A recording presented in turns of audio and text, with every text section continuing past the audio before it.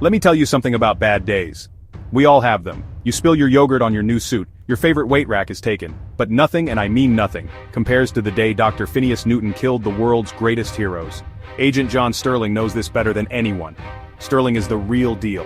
He's the head of the Superhuman Operation Team, or SHOT. Think of him as the coach, the manager, and the guy who makes sure the world's defenders have everything they need. He's always sharp, always cool, bald head gleaming under the lights, black suit crisp, sunglasses on, even indoors. He's tough, smart, and doesn't play games. Sterling built his career supporting legends. He was their rock. Then came the tragedy. Dr. Newton, a man with a brain bigger than his sense of style, unleashed his ultimate weapon. It didn't just defeat our heroes. Oh no, it did something worse. It wiped them out, gone, in an instant. The world's bravest defenders erased in a single, merciless moment.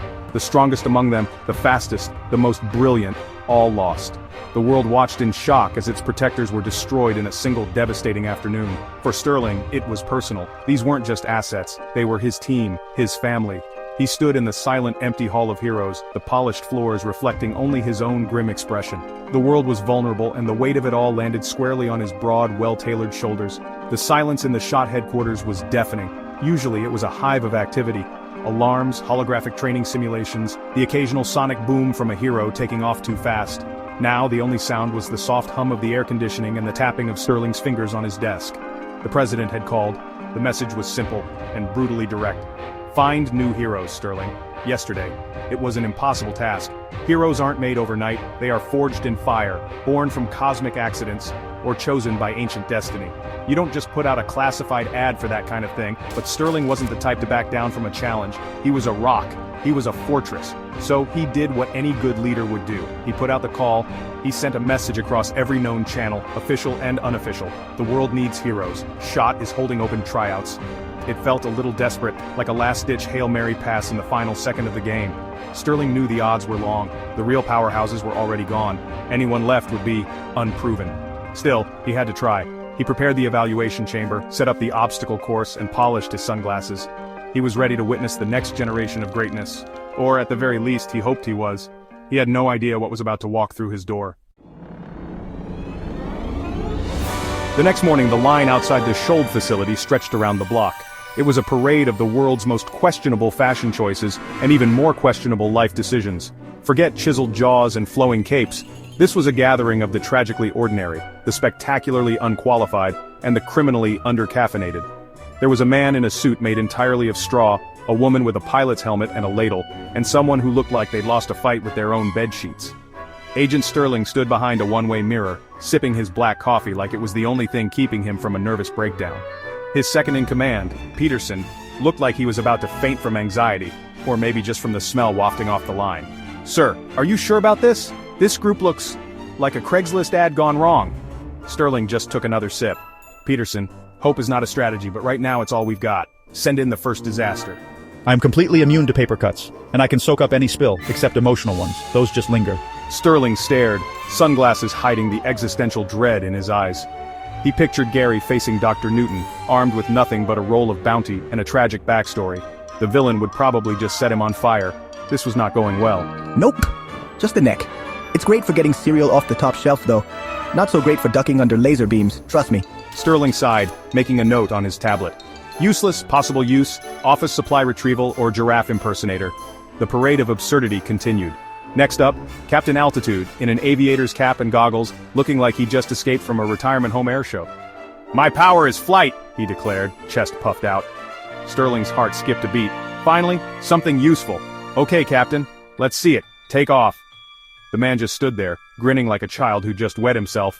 "Well, there's a catch," he admitted, eyes darting. "I can only fly if I'm already inside a moving airplane." Sterling removed his sunglasses, rubbed the bridge of his nose, and considered faking his own death. The man's superpower was being a passenger, not a hero, just a guy who could avoid baggage fees if he hid in the overhead bin. Next, a woman in a tinfoil suit and colander helmet marched in, wielding a plunger. "My power? I can detect microwaves, not the radiation, the kitchen appliance. I can sense when someone's reheating fish in the break room from 3 floors away." Sterling wrote, "Potential use, HR enforcement, or revenge." Then came Sticky Note Man, covered head to toe in neon reminders. "I can stick to any surface for up to 3 seconds, unless it's raining, or humid, or if I'm scared, which is always." The next candidate waddled in, trench coat festooned with rubber ducks. I summon ducks, only ducks. They don't listen to me, they just arrive. Sterling scribbled, possible distraction or lunch.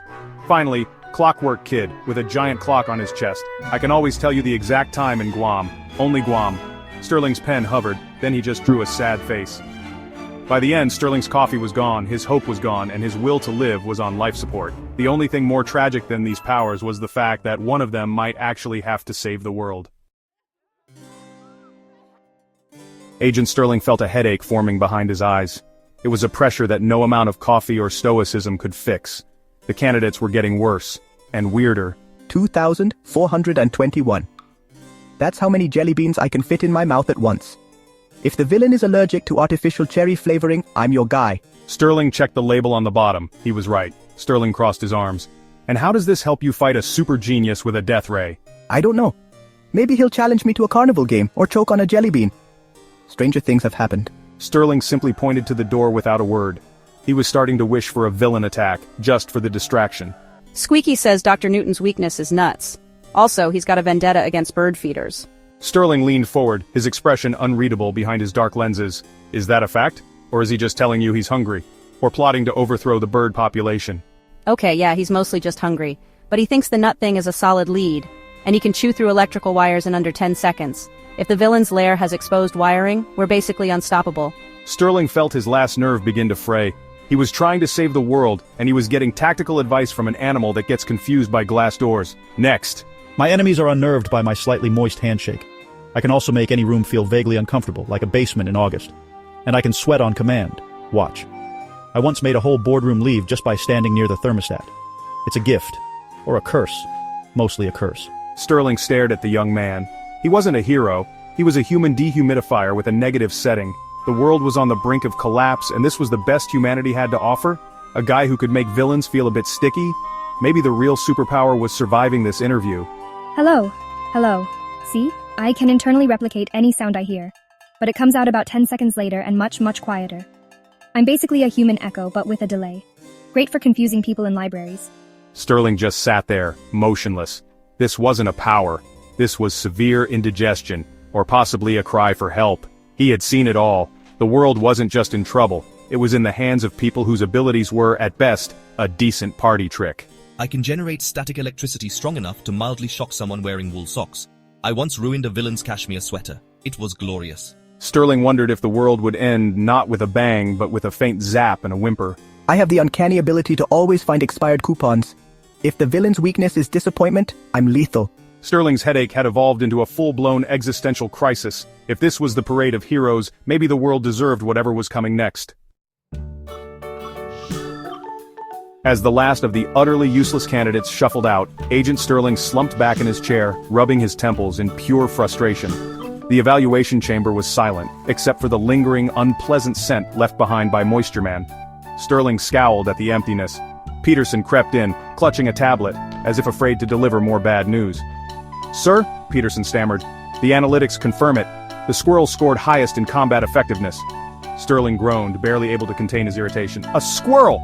This was a nightmare! He glared at the screen, wishing for just one real hero to walk through the door. He was Agent John Sterling. He was supposed to lead legends, not circus acts. How could he possibly save the world with this collection of hopeless misfits? He thought about the faces he'd seen today, each more ridiculous than the last. Giraffe Girl, with her misplaced pride. Captain Altitude, with his earnest stupidity. The Human Echo, whose power was as pointless as it sounded. They were all jokes, not a real hero among them. He was about to give up, when the door creaked open one last time. A meek, slim young woman stepped in, barely making eye contact, her hands trembling. Sterling barely glanced at her, already bracing for another disappointment. I can stop time," she whispered, almost inaudible. Sterling rolled his eyes. "Go ahead then," he muttered, not expecting anything. Suddenly the room went utterly still. The air shimmered. For a few seconds everything, Peterson, the clock, even the dust, froze. The woman gasped as time resumed, blood trickling from her nose, her hair streaked with new gray. Sterling stared, stunned. For the first time all day he was speechless. "Each time I use it I bleed and I age. For as long as time has stopped," she said quietly. Sterling nodded, a spark of hope flickering in his eyes but a shadow crossing his face. "You're in," he said, voice low and serious. "We need you." But as she sat, clutching her arm, Sterling couldn't shake the weight of what he'd just witnessed. This was the power he'd been desperate for, but at a cost that might be too high for any hero to bear.